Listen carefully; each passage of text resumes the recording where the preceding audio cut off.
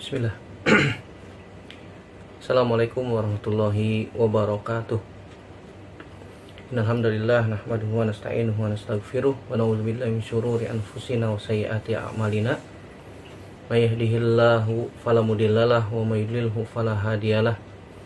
Asyhadu an la ilaha illallah wahdahu la syarikalah. Asyhadu anna Muhammadan abduhu wa rasuluhu la nabiyya ba'dah.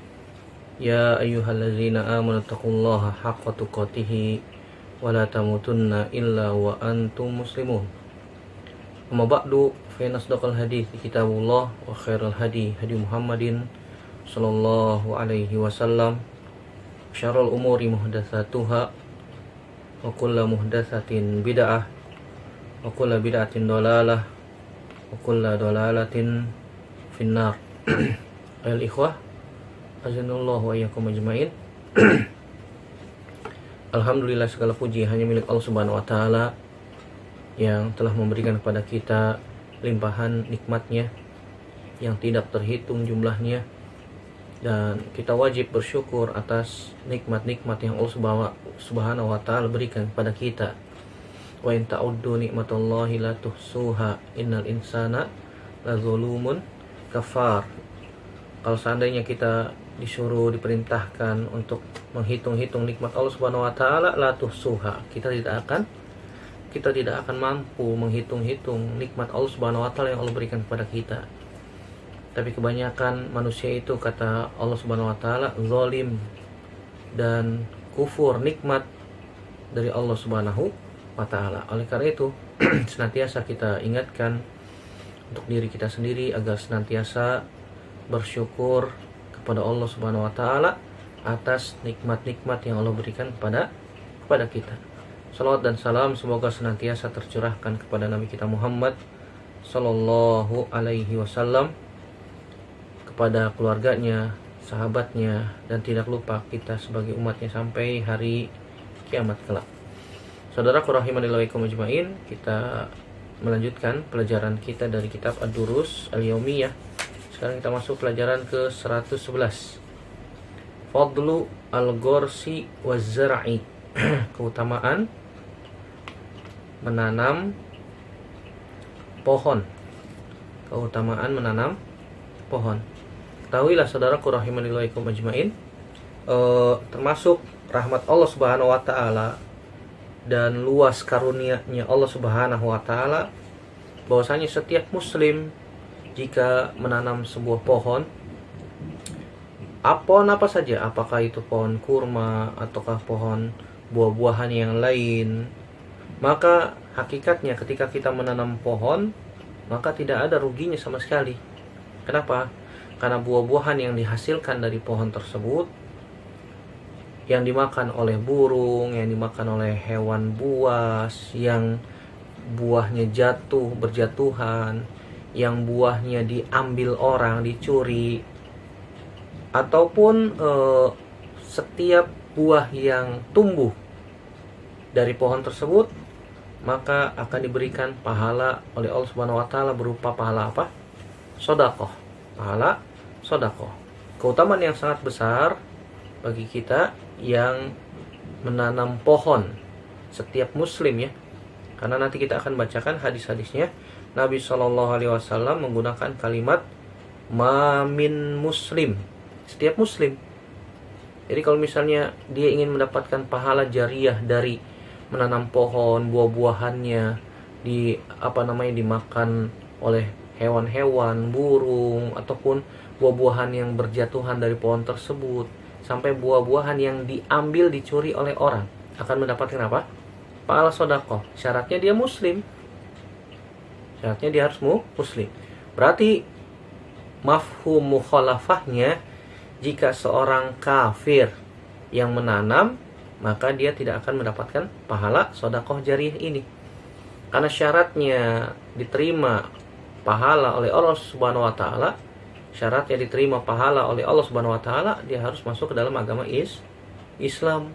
Makanya rugi kalau misalnya ada orang kafir menanam pohon ini, menanam pohon itu, berbuah dan buahnya banyak, dan dimanfaatkan oleh makhluk Allah Subhanahu wa taala di muka bumi, dan dia mati dalam keadaan kafir, maka merugi. Karena Allah Subhanahu wa taala akan jadikan pahalanya apa? Habaan mansuro, menjadi seperti debu yang berterbangan. Jadi seharusnya muslim. Yang kedua, Nabi SAW dalam hadis-hadis nanti yang akan kita bacakan yang banyak menyebutkan pohon yang berbuah. Mafhum mukhalafahnya, kalau pohon yang tidak berbuah bermanfaat tidak? Jawabannya bermanfaat, iya. Tapi hasilnya atau manfaatnya tidak sama seperti ketika kita menanam pohon-pohon yang berbuah. Kenapa demikian? Karena pohon yang berbuah, dia akan menghasilkan buah yang dapat dimanfaatkan secara maksimal oleh makhluk hidup di muka bumi ini. Adapun pohon-pohon yang tidak berbuah, hanya sebagai hiasan belaka, tidak atau kurang manfaatnya, hanya sekedar menikmati dari pemandangan pohon-pohon tersebut saja, maka manfaatnya kurang maksimal. Ada manfaatnya, ada, tetapi maksimal tidak, kurang maksimal. Iya, kalau misalnya pohon tersebut besar, bisa menjadi tempat bernaung makhluk hidup, bisa berteduh dari panasnya teriknya matahari, ataupun menjadi bangunan tempat tinggal bagi makhluk-makhluk Allah Subhanahu wa taala yang lain. Apakah itu burung ataupun hewan-hewan Allah Subhanahu wa taala yang bisa memanfaatkan dari pohon besar itu untuk dijadikan dijadikan tempat tinggal, dijadikan sarang, dijadikan rumah bagi makhluk Allah Subhanahu wa taala yang ada di muka bumi. Saudara rahimanillah wa iyyakum ajmain, kita akan bacakan beberapa hadis dari Nabi Shallallahu alaihi wasallam tentang keutamaan menanam pohon. Dan Al-Imam Zakiyuddin Abdul Azim Al-Munziri dalam kitab At-Targhib wa Tarhib minal hadits syarif menghimpun beberapa hadis berkaitan tentang keutamaan menanam pohon ini. Di antaranya hadis Jabir bin Abdullah radhiyallahu anhu, anna Rasulullah sallallahu alaihi wasallam dakhala ala ummi Mubashirin al-Ansariyah fi nakhlin laha faqala laha an-nabiy sallallahu alaihi wasallam man gharasa hadzal nakhla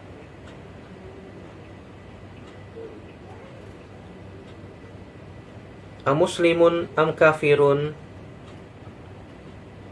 Kemudian dari sahabat Jabir bin Abdullah radhiyallahu anhu, bahwasanya Nabi sallallahu alaihi wasallam menemui Ummu Mubashir al-Ansari, orang Ansor di Madinah, fi nakhlin laha, pada sebuah pohon kurma yang dimiliki oleh Ummu Mubashir.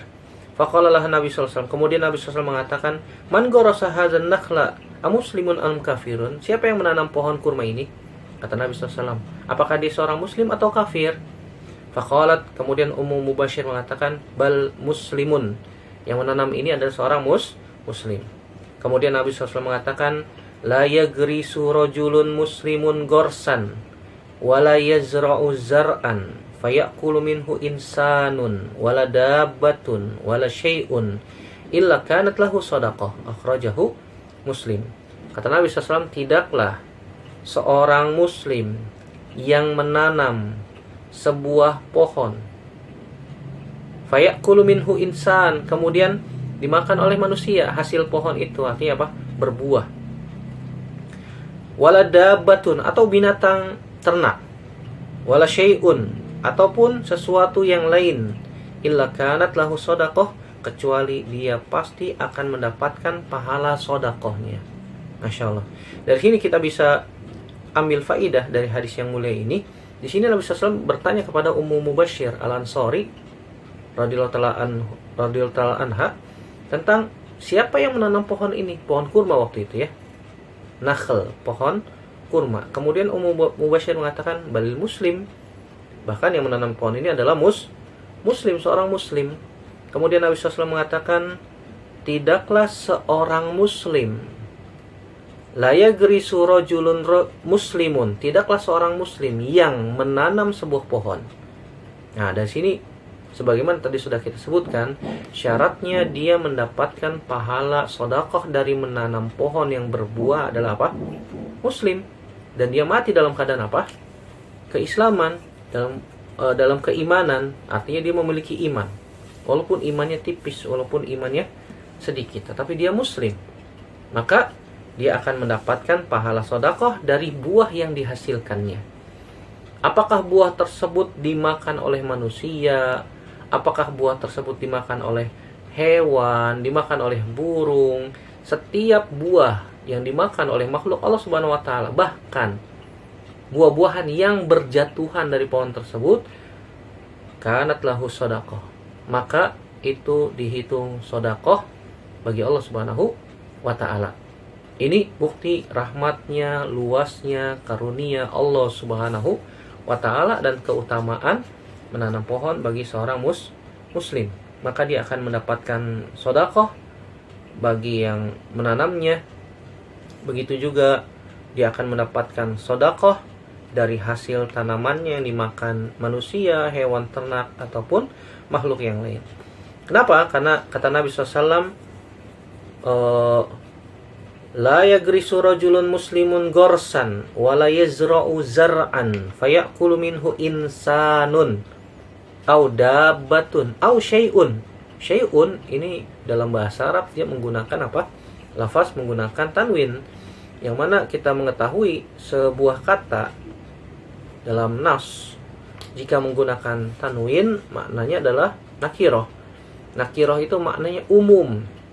Tidak seorang muslim yang menanam pohon dimakan oleh manusia ataupun hewan ternak ataupun sesuatu yang lain. Sesuatu yang lain kan umum sekali. Bisa dimakan oleh hewan buas, bisa buah yang berjatuhan, dimakan atau dicuri oleh orang lain, maka dia akan mendapatkan pahala sedekah dari buah-buahan tersebut, dari buah-buahan tersebut. Dalam riwayat yang lain disebutkan ila yaumil qiyamah, sampai hari kiamat. Sampai hari kiamat. Dalam riwayat yang lain disebutkan fayaqulu insanun wala dabatun wala wala tayrun illa kana lahu shadaqah ila yaumil qiyamah. Tidaklah seorang muslim yang menanam pohon lalu buahnya dimakan oleh manusia, oleh orang, hewan ternak atau burung, kecuali akan bernilai sedekah sampai hari kiamat. Catatan pahala sedekah untuk mereka yang menanamnya, tentu saja ini dihitung oleh Allah Subhanahu wa taala sampai hari kiamat dan dicatat sebagai amal atau sedekah jariyah. Sebagaimana dalam riwayat yang lain disebutkan, dalam riwayat Imam Tirmidzi disebutkan, ma min muslimin yagrisu gorsan aw yazra'u zar'an fayaqulu minhu tayrun aw insanun illa kana lahu sadaqah. Rawahu Tirmidzi. Tidaklah seorang muslim menanam pohon atau menebar bibit tanaman di ladang, kemudian hasilnya dimakan burung atau dimakan manusia atau yang lainnya, maka itu akan bernilai sedekah. Jadi kalau misalnya kita menanam padi dimakan burung, ya sudah ikhlaskan saja. Karena ini bernilai apa? Sedekah. Kalau ada sisa bagi kita, ya alhamdulillah. Alhamdulillah masih ada sisa. Atau dimakan oleh hewan-hewan yang lain. Apakah itu tikus kah, hama yang kita sebut hama, atau belalang kah, atau wereng kah, atau walang sangit kah, yang disebut oleh para petani sebagai hama, ya, dimakan oleh hewan-hewan yang lain, dimakan burung, dimakan belalang, dimakan serangga-serangga, dimakan oleh tikus ataupun yang lain, ataupun hewan-hewan yang lain. Karena Nabi SAW menyebutkan di dalam hadis ini umum, wala syai'un, dan juga sesuatu apapun juga. Subhanallah, ini menunjukkan karunia Allah Subhanahu wa taala yang maha luas. Begitu juga di dalam menanam pohon, kita akan mendapatkan pahala bagi mereka yang menanam, karena mereka telah mendirikan bangunan, membuat rumah, tempat tinggal, sarang bagi hewan-hewan Allah Subhanahu wa taala di muka bumi. Berdasarkan hadis yang lain, hadis Muaz bin Anas radhiyallahu taala anhu dari Nabi SAW dalam riwayat Imam Ahmad disebutkan bahwasanya Nabi SAW mengatakan, man bana bunyanan fi ghairi zulmin wala tidain au gorosa gorsan fi ghairi zulmin wala tidain kana lahu ajrun jariyan man tafa'a bihi min khalqir rahman azza wajal. Dari Muaz bin Anas, semoga Allah meridhoinya, dari Nabi SAW, bahwasanya Nabi SAW bersabda, barang siapa yang mendirikan bangunan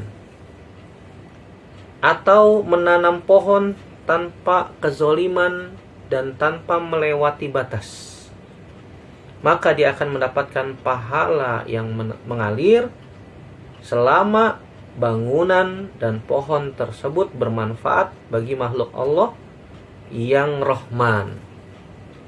Jadi Allah Subhanahu wa taala Maha apa? Rahman. Rahmat Allah Subhanahu wa taala maha luas. Di sini tidak disebutkan pohon yang berbuah atau tidak.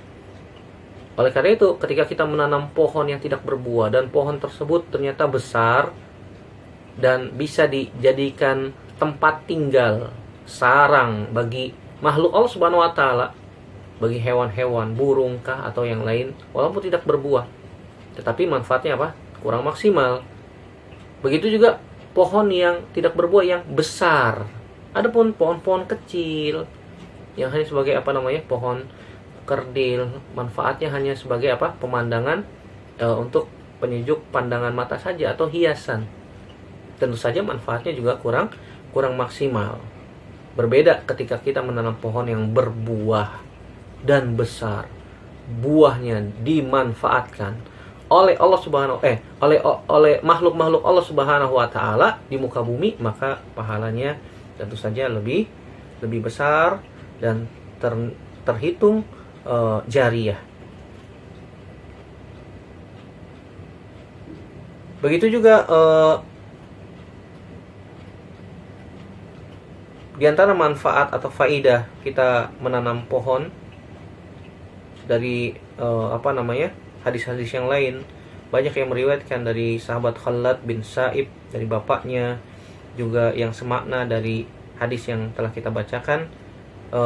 Nabi mengatakan, man zara'a zar'an fayakul minhu at-tayr awil afiyah kana lahu sadaqah.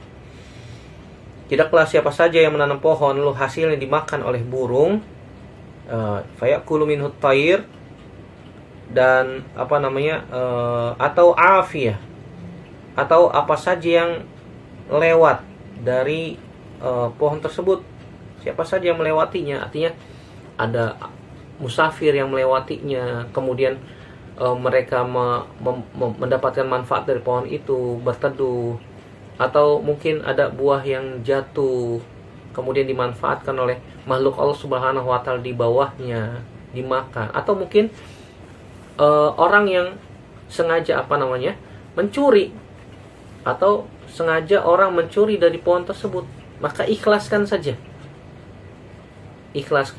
saja supaya kita mendapatkan pahala yang mengalir dari buah pohon tersebut.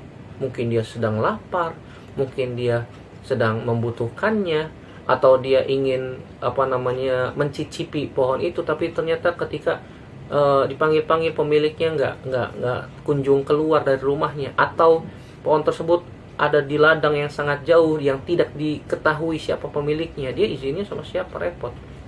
Oleh karena itu, ikhlaskan saja.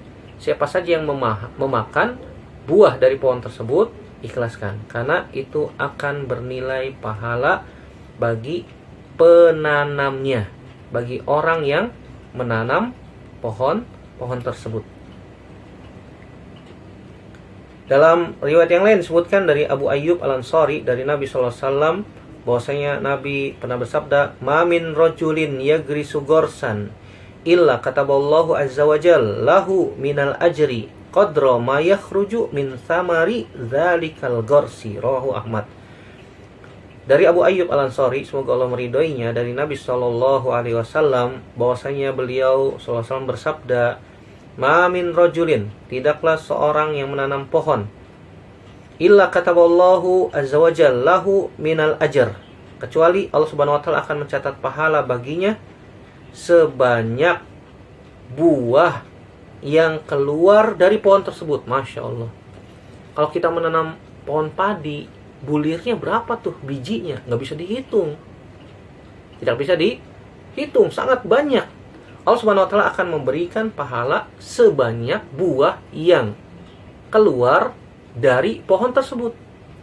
Dan kita nggak pernah menghitung jumlah buah dari pohon yang kita tanam. Coba, siapa yang pernah menghitung jumlah jambu air yang dihasilkan dari pohon yang kita tanam misalnya? Nggak ada kerjaan Ustaz ngitungin pohon jambu yang keluar. Nggak ada yang bisa. Atau nggak ada manusia yang pernah menghitung jumlah buah mangga yang ditanam oleh dia, yang dihasilkan dari pohon tersebut yang dia tanam.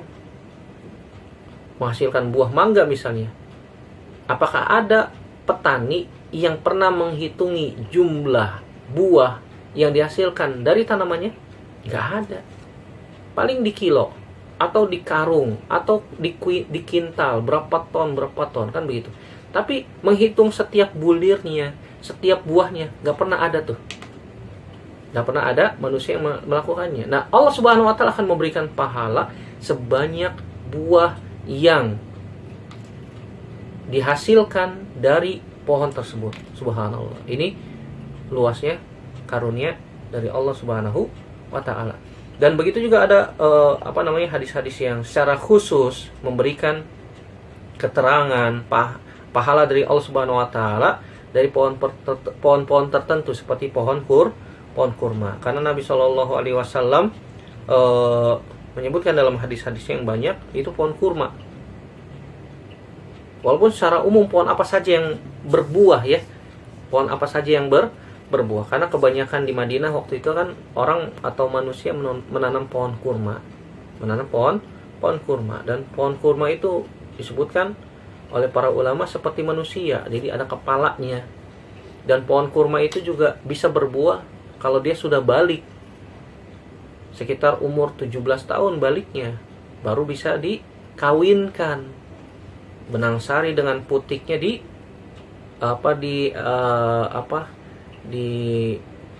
digabungkan sehingga bisa menghasilkan buah yang maksimal.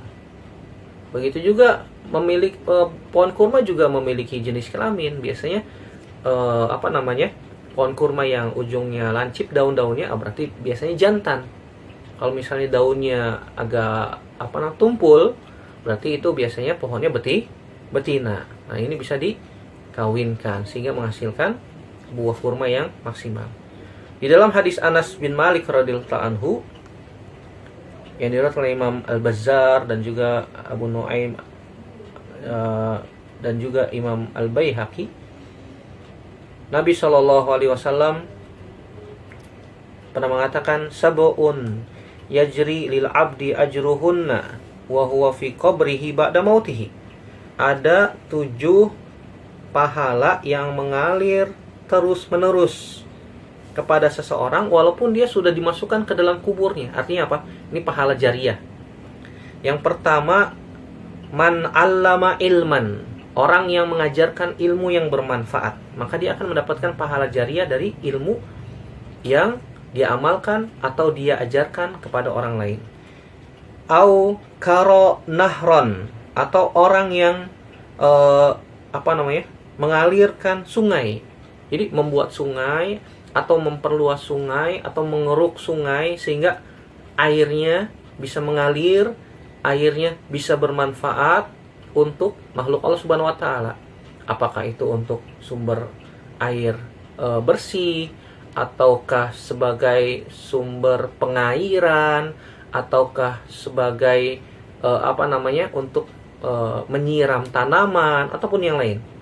Jadi dia mengeruk sungai, membuat sungai, memperluas sungai untuk kemaslahatan makhluk hidup yang ada di muka bumi. Maka dia akan mendapatkan pahala yang mengalir selama sungai itu ada dan dimanfaatkan oleh manusia serta makhluk Allah Subhanahu wa taala di muka bumi.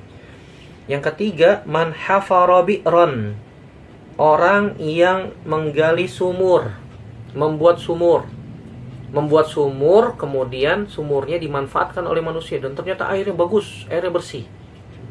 Jadi salah kalau misalnya ada orang yang pernah buat sumur, kemudian orangnya meninggal dan ada keyakinan sumurnya harus ditimbun. Ini salah.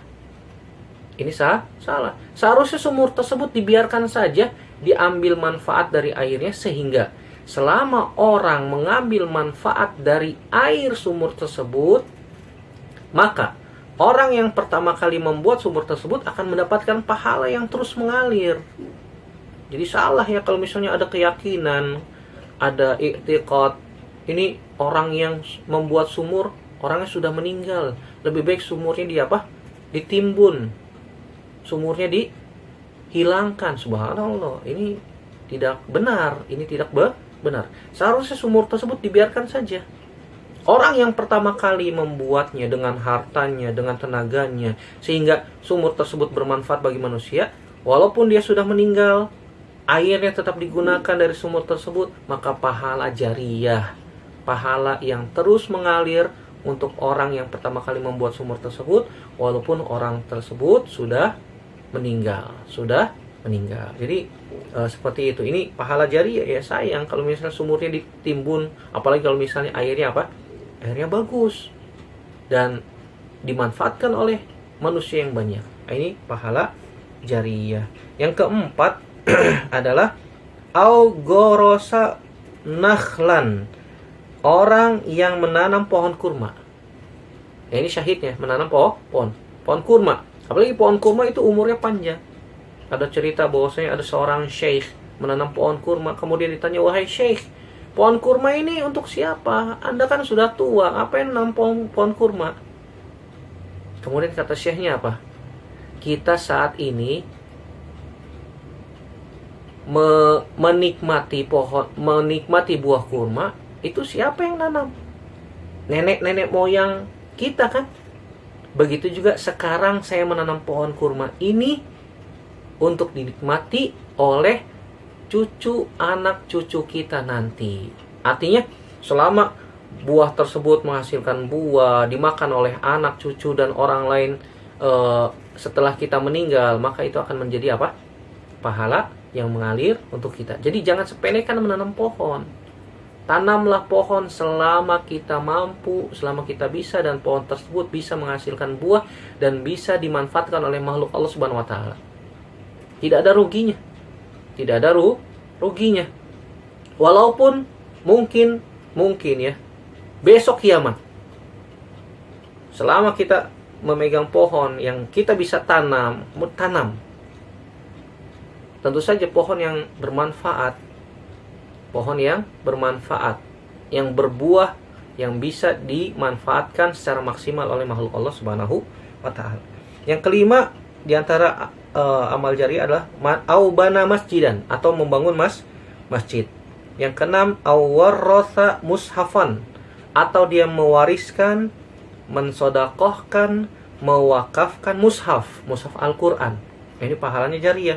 Dan yang ketujuh, autaroka waladan yastaghfiru lahu ba'da mautihi, atau dia meninggalkan keturunan anak yang soleh yang senantiasa beristighfar, minta ampun untuk orang tuanya walaupun orang tuanya sudah meninggal. Orang tuanya sudah meninggal, orang tua tersebut meninggalkan anak soleh yang senantiasa istighfar untuk orang tuanya. Ini 7 amal jariyah, walaupun orang yang melakukannya sudah meninggal. Begitu juga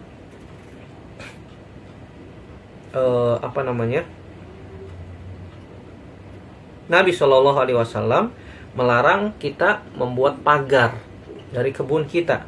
Kenapa? Karena membuat pagar itu menunjukkan orang yang menanam pohon tersebut kikir, bakhil, pelit. Makanya Nabi SAW melarang. Sebagaimana hadis Jabir bin Abdullah radhiyallahu anhu, hadis yang diriwayatkan Imam Hakim, dan Imam Hakim mengatakan hadis ini sanadnya sahih. Nabi SAW ata Rasulullah SAW Bani Amr bin Auf yaumal arbi'a. Nabi SAW pernah mendatangi kabilah Bani Amr bin Auf pada hari Rabu ketika itu. Kemudian mengatakan Nabi SAW, ya ma'syarul ansar, wahai orang-orang Ansor. Kemudian mereka menjawab, ya Rasulullah, ada apa wahai Rasulullah? Kami hadir wahai Rasulullah.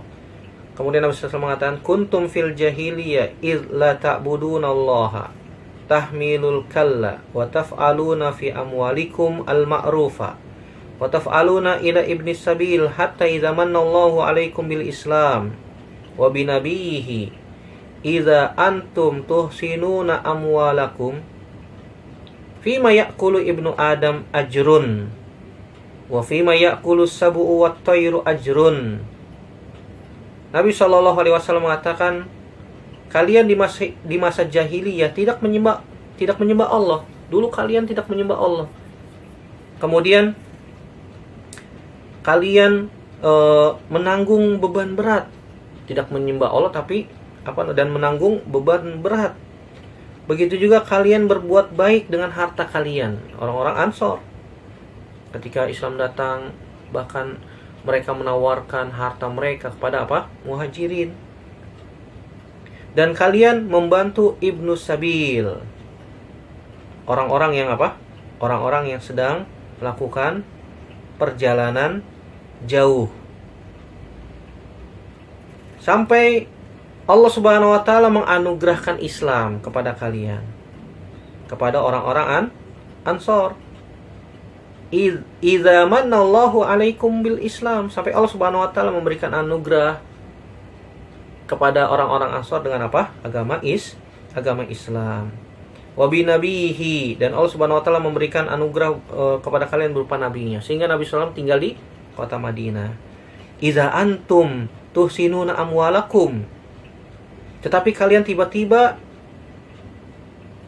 menjaga harta-harta kalian dengan cara apa?